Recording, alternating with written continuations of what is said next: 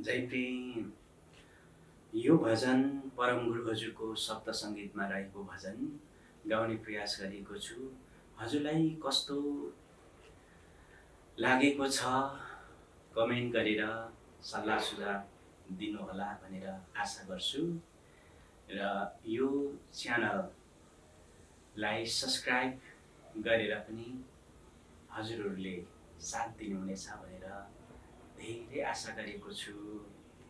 स्वीकार गर्नुहोस्, जिन्दगीमा केही गर्नु छ भजन सेवामा। जय प्रेम।